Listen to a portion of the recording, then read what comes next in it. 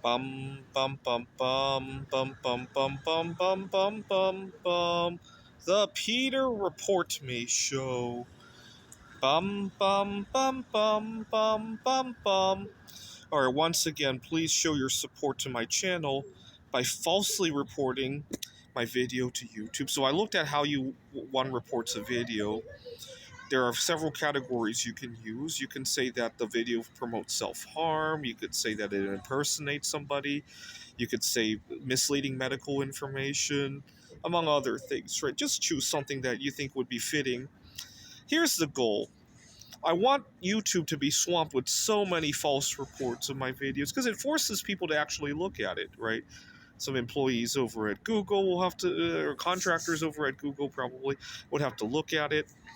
And let's face it, some of my videos need a big audience, right? Especially the stuff I'm going to be talking about in a moment. And if they share it with their friends and they all share it with their friends, right?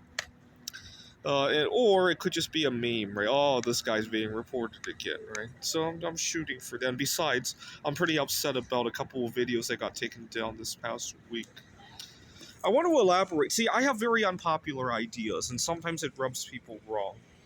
So I want to elaborate on my video yesterday. I offered a reward for anybody who would set me up for like a house party of some sort because I'm trying to make a good circle of friends here. I want to elaborate why I do that. And to understand why I do that, you don't have to go very far, right? So, for example, I was just shopping at a grocery store the other day, and I don't have a very big voice. I wanted to ask one of the employees if when he's going to get something or something to that effect. And as he's talking to me, his body just completely pivots to other directions in the store. And he was waving hello to one of his colleagues. He was asking a customer uh, if they would they'd be interested in something else. And I don't know why. I didn't generate a lot of interest for him.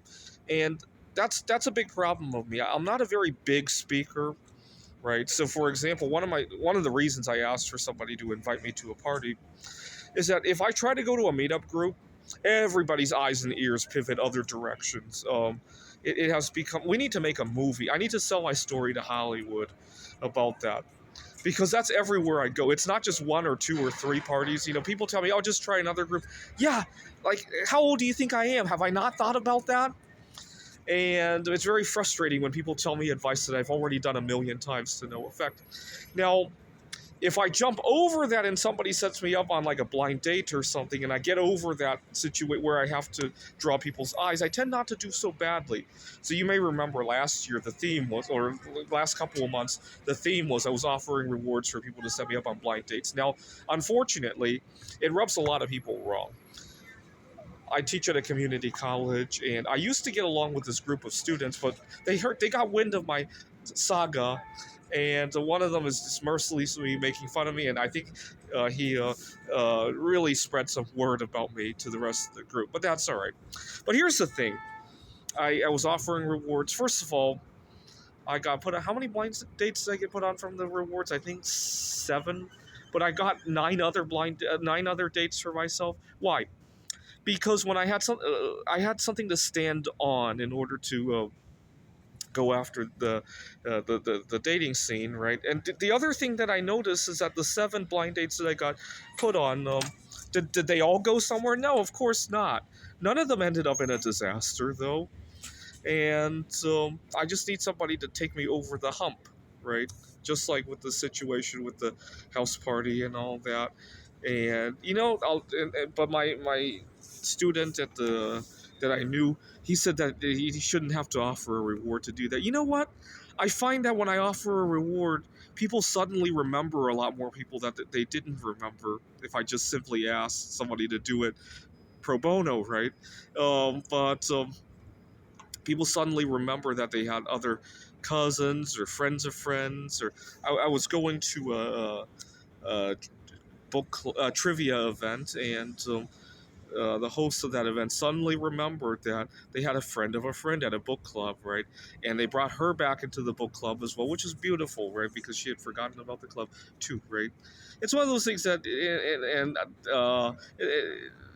I think my student was probably more upset that he doesn't have money to do this more than anything else, right? Uh, but you know what? That was the best money I ever invested. I've never had money that I invest do so much for me in terms of bringing my confidence back and bringing me so many connections and keeping me sane. Right? You guys remember how quickly I was spiraling downward last semester. I got into a fight with somebody at a gas station. What had happened was I went to get gas and I was already nauseated because of all the situations going on. And this guy decides to dumpster dive. And I told him, would you please just give me like 5 minutes to put gas in my tank? I'm already very sick. I think I'm recovering from COVID. And then I vomited into the gas, into the trash can because I was so sick. He thought I did it on purpose to spite him, and he shouted some obscenities, and it wasn't out of spite. I was really sick, right? And so, if the only thing that altogether I gave about $3,000 worth of rewards, if the only thing it did was to not make me sick when I go to the gas station and vomit and almost getting myself murdered, I think that would have been worth it, right? But that wasn't the only thing that it did, right? This is the Peter Report Me Show. Bum bum bum bum bum bum bum bum bum bum bum bum. The Peter Report Me Show.